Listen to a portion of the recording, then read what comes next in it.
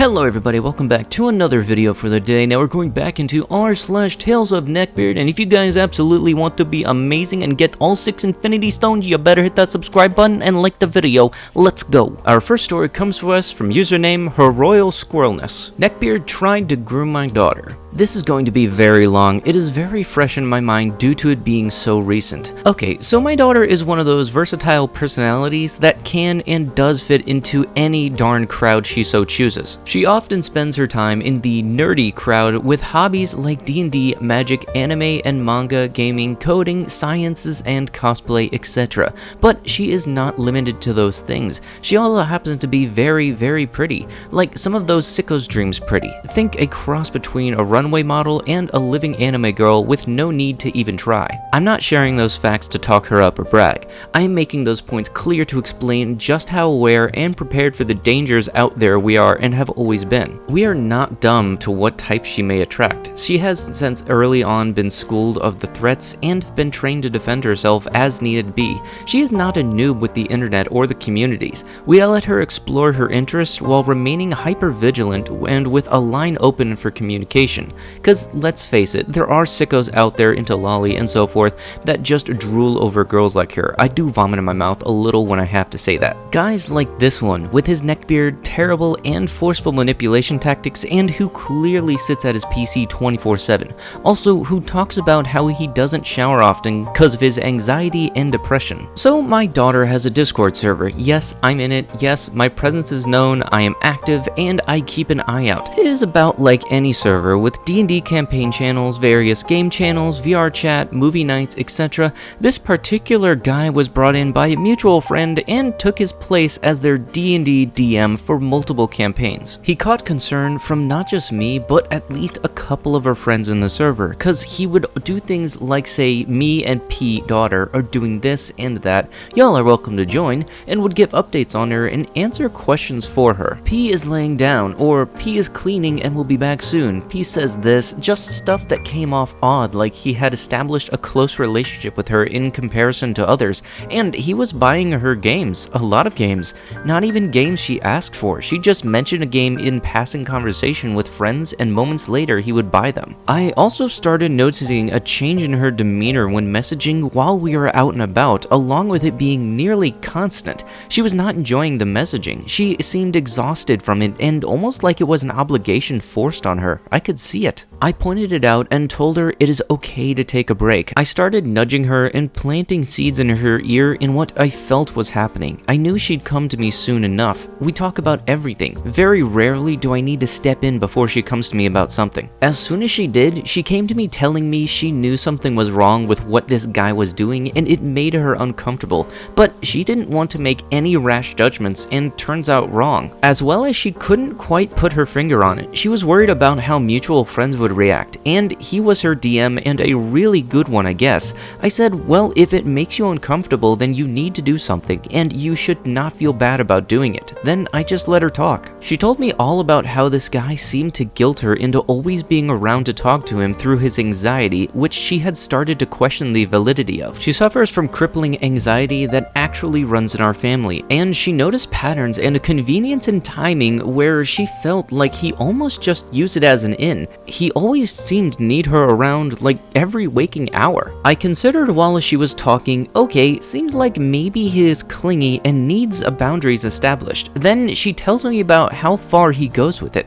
She had already told him she is not a professional and he should seek professional guidance, and tried to coax him into it, assuring him there is nothing wrong with getting help. She had already told him that he was making her uncomfortable and needed space from her, and had already temporarily blocked him once before. At that point, I stopped to reassure her that she is a very smart and reasonable person. If she thinks something is up, and I have her back. I also see the same red flags she does. Her face lit up and you could see the tension lift. Then she launched into so many more details that just got worse and worse. The demanding of all her time and energy got obsessive. She would have to have an open line of communication with him all the time, even when we went out for family stuff, and he would guilt the heck out of her if she didn't. This guy wanted every detail on her schedule, to the point he asked her for her sleep schedule. She told him no, and it made her uncomfortable and to stop. He backpedaled and said he wanted to know so he didn't bother her if he had an anxiety or other attack if she was sleeping.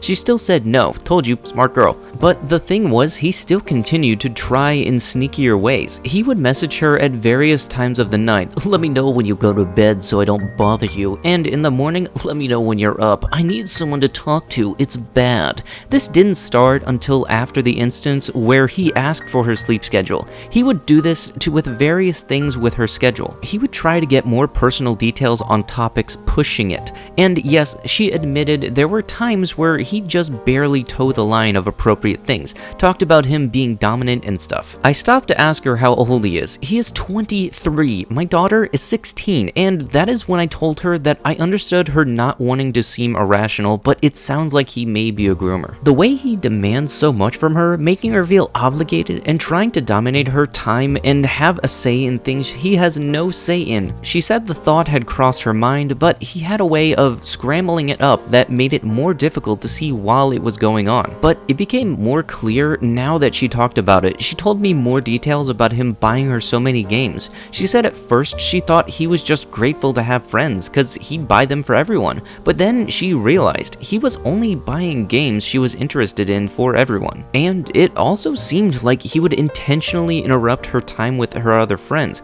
There were so many other red flags, but those were the top ones that set off alarm bells in my head, and that he also very obviously lied about his profession to try to appeal to her. We discussed it in depth for over an hour. It was mostly just me reassuring her and pointing out why things probably seemed odd for her to come to the conclusion. I reminded her that her safety and well-being comes before what anyone else thinks, and that they could always find a new, apparently very good, experienced DM. She decided not to wait and to do it right away, messaged him with me monitoring and having her back, and his reaction was insane. P, I don't have any other friends. I removed everyone else. You're my only friend. She responded with how she knew that was a lie. He was in a voice chat on her server with one right then and there, and that wouldn't be her doing anyways. She then told him he needs to seek out a professional, not a freaking 16-year-old. She told him directly that it seemed too much like he was trying to groom her, and he claimed to not know what grooming was. That kind of further proves it in my mind. She said, I'm sorry, I hope you get the help you need, but this is not appropriate. It is toxic and seems predatory. I'm blocking you for good. He went off. He started spamming her and trying to call so much that she couldn't get to the block button. She had to just turn her phone off for a few minutes. When she turned it back on, the DMs were insane.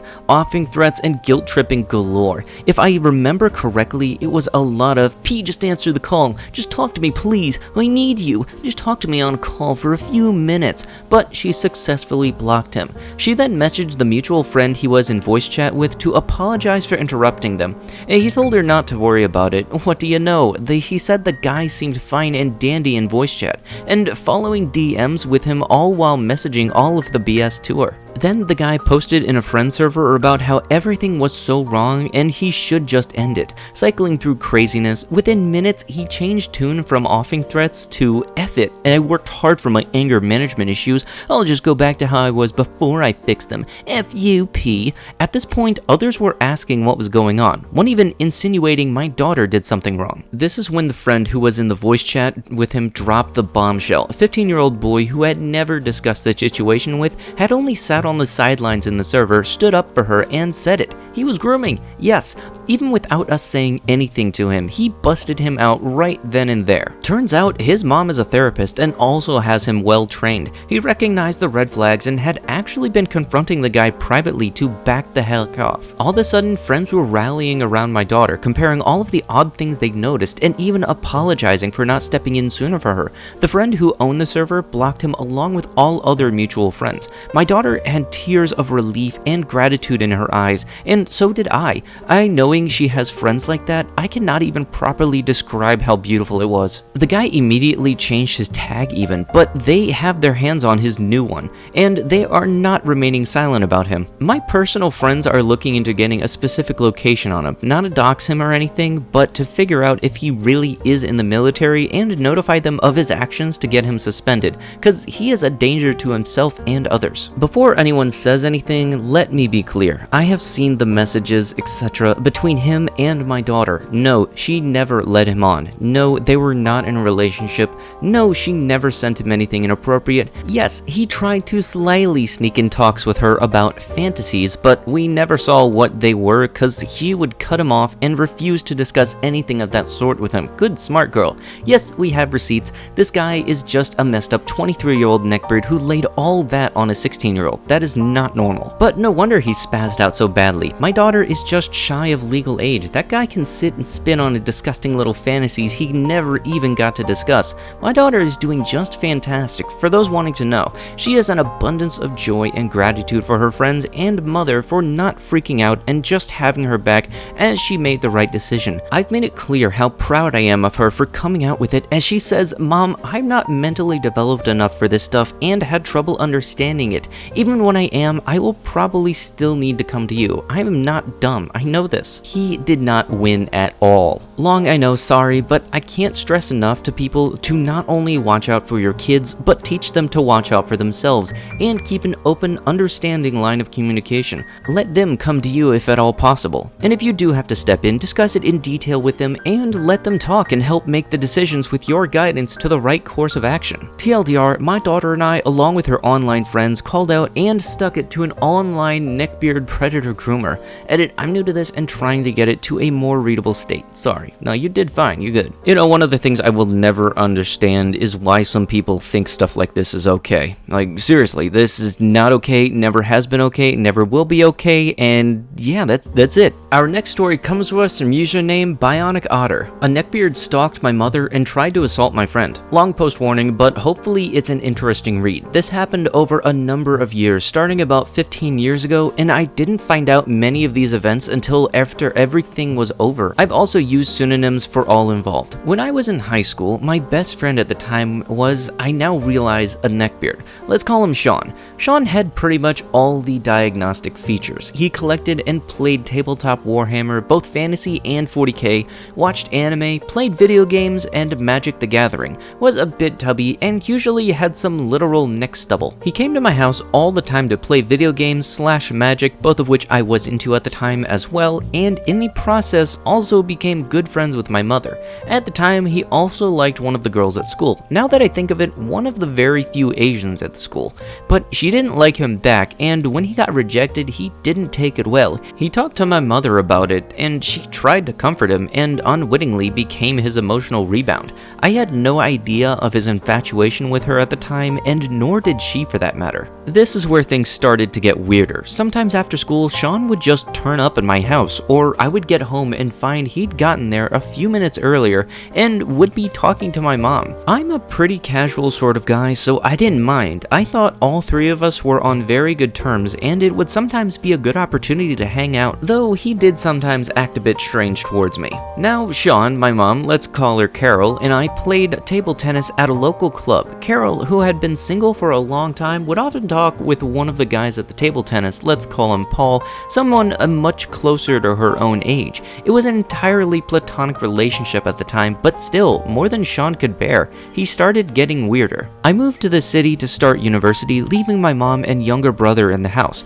Sean never called me, though I tried to call once a week in what turned out to be a losing battle to keep the friendship alive. We started to drift apart, but in hindsight, I think it wasn't just the distance that caused this. The main factor was probably his feelings for my mother. One evening, Sean must have sneakily approached the house, not an easy feat as it's on a big, quiet country block and the driveway is very long, meaning you can easily see and hear any approaching car, so he must have parked some distance away and walked, probably while it was dark. Mom gets a text saying to check the back door, where she finds a very cutesy looking big-eyed plush puppy toy. She didn't know what to think of it at the time. I think she was more confused than anything, and I only found out much later that this had even happened. What was going through Sean's mind mind, I cannot imagine. Maybe everything is going according to plan. Step 1, become friends. Step 2, deliver plush toy. Step 3, this woman, 21 years my senior and mother of my best friend, falls hopelessly in love with me. I understand this will make things awkward with her own son, but oh well. After the puppy toy seemed to have no effect, things took a creepier, darker turn. Sean started to occasionally drive past the house, or park at the end of the very long driveway, and watch the house. From this distance, you couldn't see any detail, but could still see if people were home or moving about outside. If someone started to walk down the driveway to approach him, he would drive off. Sometimes during these surveillance missions, he would encounter a snag. Paul would be visiting for a bit of table tennis practice or a beer and chat. Then the nasty text from Sean to my mom start. One of the exchanges went like this: I know you're in there with him. She doesn't respond. Slut. If the puppy wasn't a clear sign to Carol that he was interested in her in that way, and it probably wasn't, she must now have known. Then he starts sending her articles from goodness knows what website about how relationships between older women and younger men can work and are really healthy. Then the random phone calls started, often at odd hours of the night. He would call the home phone, and when Carol answered, there would be no response or just breathing. After a few hellos, she would just hang up, and then it happened a couple of times. She reverse dialed and found it was coming from Sean's phone number. It finally ended when Carol threatened to call the police. Goodness knows what might have happened otherwise, though Sean's subsequent behavior isn't encouraging. This wasn't the last I was to see of him. About 2 or 3 years after that, he started university too, and boarded at the same place I was staying, a boarding house with about 100 people. We weren't particularly close, and I don't know if he even knew that I was aware of the stalking, but we bumped into each other from time to time. I never confronted him about the stalking, which in hindsight I probably should have, but it probably had something to do with the fact that I didn't see him for a long time after the actual events, and the intervening years had a kind of dampening effect. It felt more like an awkward memory than a recent grievance, but I wasn't to learn until later all the events that would transpire at the boarding house. Jump forward a few years again, I started dating a nice girl, and on one of our adventures, we dropped in to say hi at a table tennis tournament where some of my friends and family were playing, and Sean was there. He gained weight. A lot. He said something about my girlfriend and I being very happy together, in which he probably meant to choose the right courteous words, but he couldn't help spitting them out with a palpable bitterness. When I did learn about the events of the boarding house, it was some years later again, and a group of my friends were all hanging out, including one we'll call Jemima, who was also at the same boarding house during university.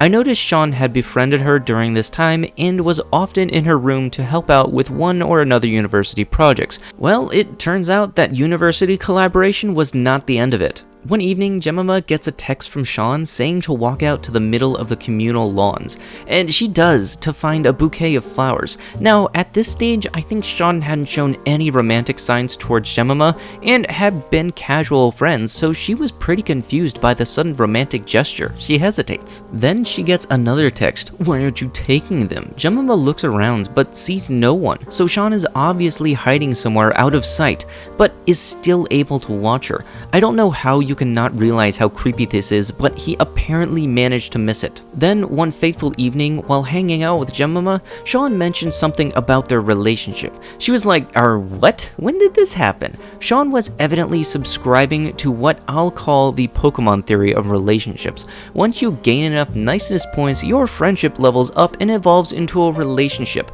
Apologies to Pokemon and everyone who plays it. I love the games, but couldn't think of a better metaphor than this for the way neckbeards think relationships work.